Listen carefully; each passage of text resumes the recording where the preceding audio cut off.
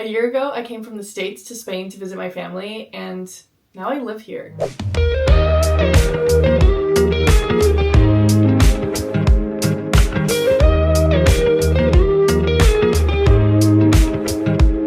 Hey guys, welcome back to my channel. My name is Christine if you're new here. I'm gonna give you a really quick recap rundown of how I ended up in Spain and how in the world have I been living here for a year. You guys can watch some of my other videos to see me speak at length about this, but long story short, I was working abroad on a cruise ship for 2 years, got off the ship, came to visit my family in Spain, was thinking I was gonna go keep working, and then I ended up quitting my job and staying here. I want to take full advantage if I'm able to be here with my family. I did not have anything sorted out, didn't know what I wanted to do for work, didn't have any friends in the city, but we just started from scratch here in Valencia. And honestly, I have learned so much about myself in the past year, and I feel like I've learned so much each year of my 20s, but this year, living abroad in a country where the main language is not my first language, starting a new career, creating a community of people, it's just been a lot. In a completely new culture, not only have I received amazing advice from friends or family or anyone around me, but also there are so many things that I wish I knew when I first got here. I feel like I've only just gotten my footing in the past 2 months. But whether you're moving abroad or you're just interested in living abroad or you've ever lived abroad and can relate to these things, I just want to tell you a few things that I've learned and that I wish I knew when I first moved here. In the past year, it's not like I've only stayed put in Valencia, because the first 3 months I was here, I only had a suitcase thinking I was only here for 2 to 3 months. Then when I quit my job and decided to stay here, that's when I realized we're gonna have to sort some things out. I'm not gonna lie, I felt so behind because I had this whole vision of what my year was gonna look like, and that completely went in the trash bin and I had to start over in a new country. It was my dream job. So many of my friends still work in that career. I never say I'd never do it again because you never know what's gonna happen in life, but just seeing how much my life has changed since I made that very hard decision up to now, I'm so thankful I did, and I think I needed to go through that process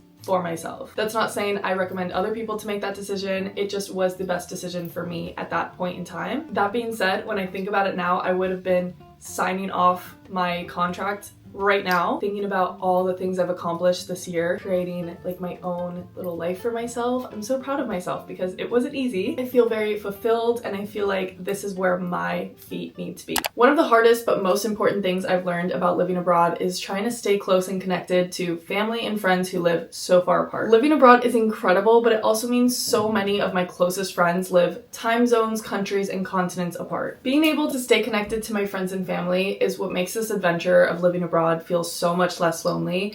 And I've already spoken to you guys about Airalo eSIM so many other times, but it's seriously so important to me because it's what makes it so possible for me to stay connected to my friends and family. It's not only about having data wherever I go and wherever I travel, it's about being able to call my best friend when she's having a rough day, or sending voice notes to my friends who have a 9-hour time difference, or sending funny photos to my group chat that's back in the US. Those are the things that make me feel so connected still while we're all so far apart. Airalo gives you mobile data in over 200 countries and regions, and it only takes a couple of minutes to set up on your phone. I've used it everywhere in Italy, Canada, Australia, Paris, and many more places. It's worked seamlessly every single time. It's also pretty cool knowing I'm not the only one, because over 20 million travelers trust in Airalo to stay close to their people. What I love about Airalo is that I can have my eSIM downloaded and ready before I even land into my next country. I only have to pay for the data that I actually need. It's way more affordable than crazy roaming fees. Everything is handled in one super simple, easy to use app, and it's worked everywhere I've traveled so far. For me, Airalo is not just a travel essential, it's also the way that I keep my long distance friendships alive no matter where life takes me. So if you're moving abroad, traveling anytime soon, or you just want to find an easier way to stay connected, definitely check out the Airalo app,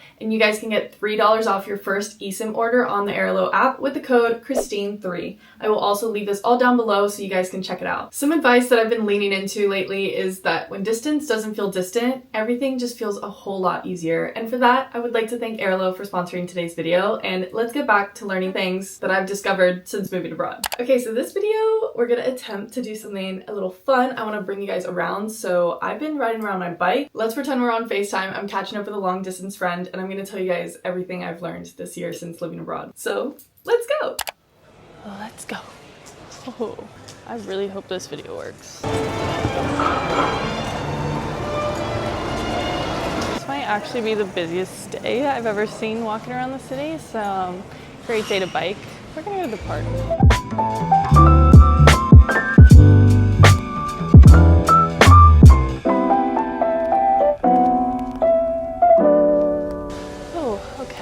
A bit more peace and quiet. Something not to complain, but the worst part about living the Spanish lifestyle. So many slow walkers, people that just don't move, like 5 people crowding a sidewalk. Okay, here we go. We're in the park. All right, so one of the best pieces of advice that I've been given the entire time I was here, and I'm gonna have to thank Evelyn Roberts for this one, is just embrace where you're at. I feel like this is good advice for literally anywhere you are in your life, because I have this thought that when you fully embrace where you're at, you're just able to, I don't know, just fully immerse yourself into what that place has for you. And like same thing with the period of life you're in, you're able to see like so many beautiful things come out of it. For me, it was the language. Even though I do know Spanish, I know Spanish enough. Not my first language, I get a lot of things wrong, and I'm often just thinking that I don't know what I'm doing, I don't know what I'm saying, and I feel dumb, I feel stupid, I feel like people can't understand me, and that actually has nothing to do with if I'm actually saying things right. It's just like the confidence and belief that your point is getting across. Like one thing I always said when I first got here was I feel like my personality doesn't come across. Like my personality, my feelings are so hard to communicate. I know that's like anything in any language you're learning or like not native in. Trying to make friends, and I felt like I had no personality. I was just trying to like get the words out. It was really hard. But there was almost like a little unlock thing. Like once I unlocked the fear of being stupid, I almost like felt I could speak better and communicate myself better. Also, you can always ask for help. But yeah, just embracing myself into the language, into the culture, instead of being frustrated by the things that you don't understand or are just very different than your culture. I don't know, embracing it was just like half the battle. Because again, not to get too deep into it, but I did quit my job and it wasn't something I was thinking I was gonna do. At the time, it also felt like a decision I was backed into making. So it wasn't like I decided to move to Valencia. As amazing of a plan B as it is, you still kind of gotta accept where you are to then feel like there's a purpose in that different phase of life that I was entering, you know. Number 2 is community. This has been the hardest thing for me to make, and I feel like I've only just cracked the surface of it the past like month or two. All right, I only really have my perspective to go off of, so if it just sounds like I'm telling a bunch of stories, it's just because it's my life and it's what I know. For me, I found I have a lot of long distance friends. I don't know, I've just always been someone who moves around a lot, always makes friends abroad, so most of my friends have just always been long distance. I don't know if I like attract that, but I just have so many long distance friends, and they're also like the most amazing humans on the planet. Keeping in touch with them and keeping in contact with them is super, super important to me. It's like a pillar of my life. All right, we're gonna get bumpy here. Oh.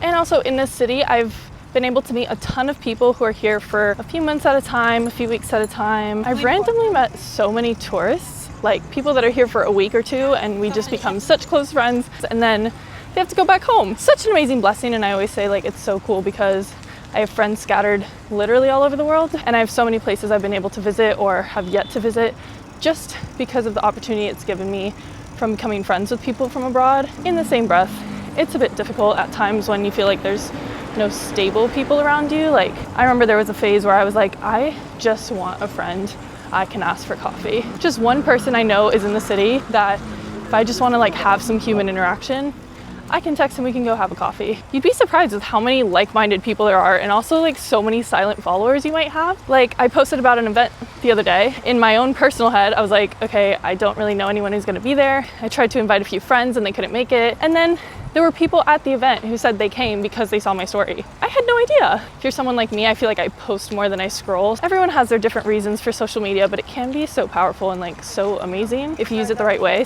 For me, honestly, what changed was going to the Spanish school. I feel like that really immersed me and also helped me work on the language with people at my own pace, because I'm not a native Spanish speaker. And so speaking to the native Spaniards sometimes makes me feel really discouraged because I obviously can't speak as fast as them, don't have the vocabulary that they have. So speaking to people who are like also learning on my level, such a great way to not only meet people, but also just feel more confident in my skin, because making friends is a muscle you have to practice. You make one or two, then you get so motivated to speak to more people. It like gives you a little boost of confidence, like, oh, I do know how to talk to people. I also feel like I'm always the friend to reach out. We both know what's going on, like to communicate. It's something I value so much in my friendships because so many of the people so close to me are very, very good at that. But in the same way, I felt kind of discouraged when I was new in a city and I now have to go put out so much effort, because it is so much effort to make friends. You're also putting yourself out there to be rejected. What is it, like the probability that it goes right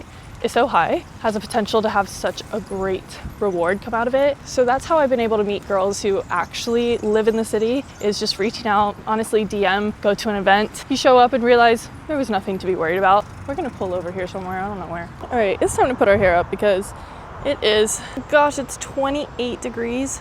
83 degrees Fahrenheit. If you wanted to know what Valencia is like in October, this is where we're gonna chill out for a minute. I have so many little pockets of friendship groups around the city, and it's all because of just effort and putting yourself out there. And I feel like I'm finally seeing the rewards of that effort, you know what I mean? But then on the other side of it, another thing I've learned and is very, very important when moving abroad is keeping in contact with your long distance friends. Staying connected to people all over the world when they're going through different phases of life, you're going through different phases of life, you're evolving and changing as people. It's just so important to stay connected to the people who knew you from the beginning, that deep connection with you, you know, that doesn't go away just because they live in another continent. Another topic that's very, very important and something I've learned while living abroad is that I appreciate life so differently. Some of that does come from living ship life and just being able to appreciate a night out, like just having a night where we can have dinner. We're not worried about all aboard. Dinner can go on as long as it wants. I think I always focus on nighttime because it was so rare for us to have a night out on land, but it's something that I will never take for granted. And it's getting kind of dangerous because I say yes every single time someone wants to like go for coffee, go for dinner, whatever. I'm like, I couldn't do this on the ship, I'm gonna do it now. Dude, I'm like getting chills. I just have so much gratitude that I'm able to just, feels like I have a normal life. Isn't it the bare minimum, but it just makes me so grateful. I feel like another thing I've learned is to be a collector of memories and not things. I think that's something I've just been learning through my 20s. I place so much value in like the memories I'm creating with people and saying yes to everything. Hence in my last video, I said yes to going to the Tomatina. I went on a catamaran this summer, went sailing.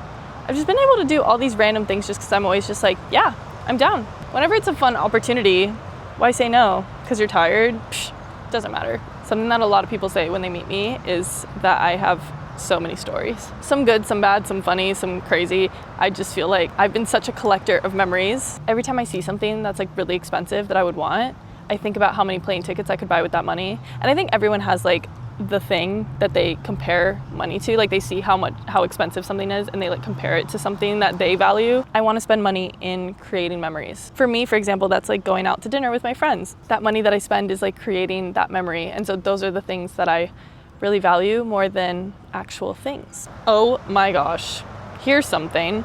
Comfort zone is a myth. There's no such thing as a comfort zone. Sue me, maybe that ruffles some feathers.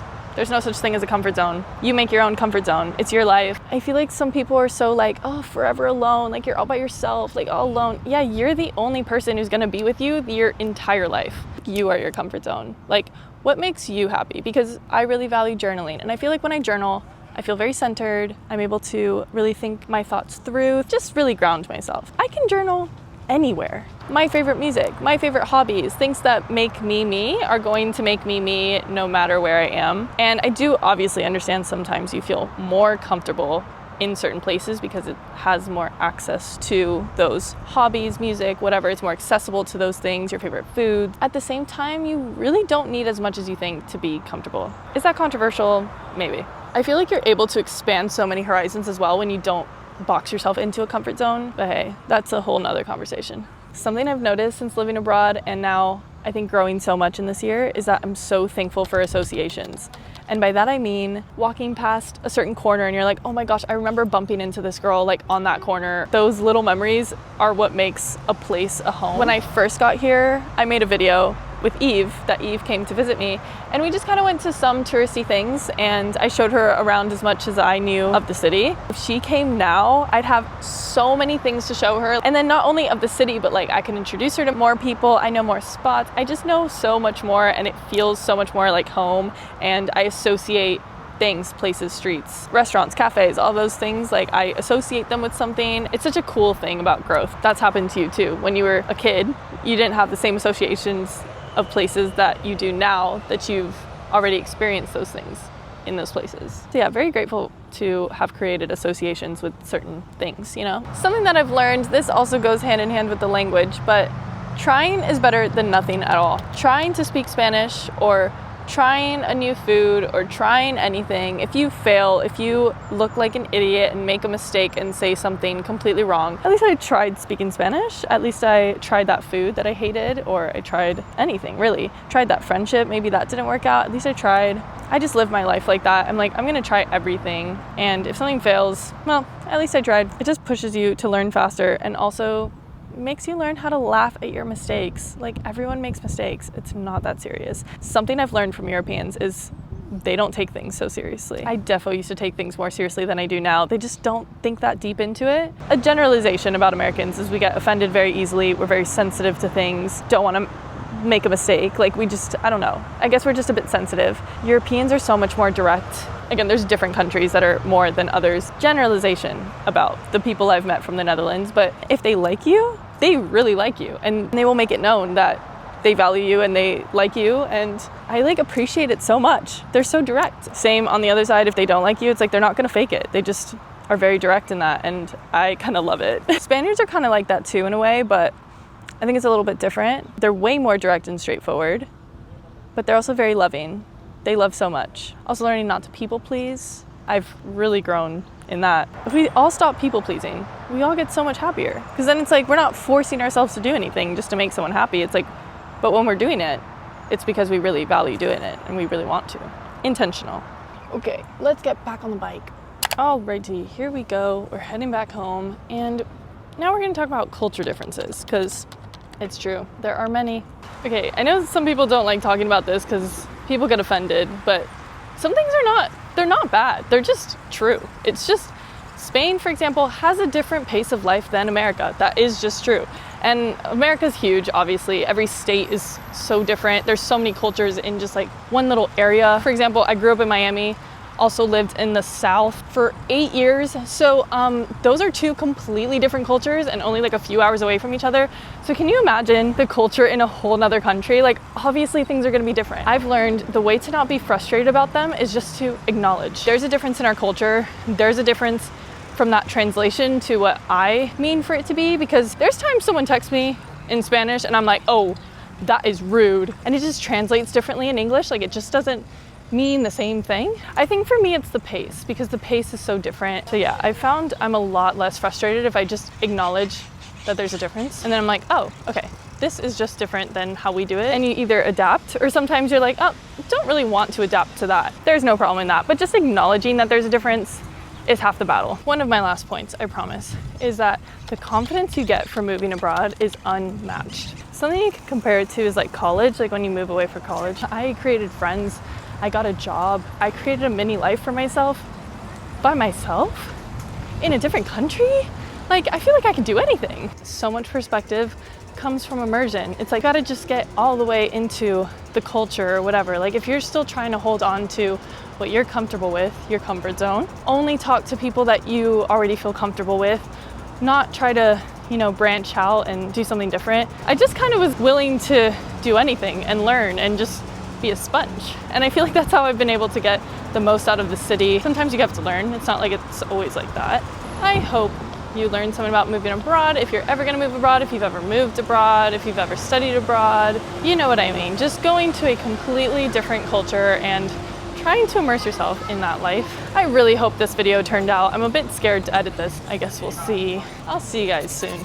Thank you guys for coming with me on my little reflection journey of what it's been like to move abroad accidentally a year ago. Thank you again to Airalo for sponsoring this video, and you guys can check out the links down below and use my code Christine3 for $3 off your first eSIM purchase on the Airalo app. As always, make sure you like, comment, and subscribe. Click that bell so you're notified every time I make a post. Make sure you follow me on Instagram to see where I am in the world, and subscribe to the Patreon for more behind the scenes exclusive access. Wherever you are in the world, I hope you're having the very best day. Love you guys. Bye!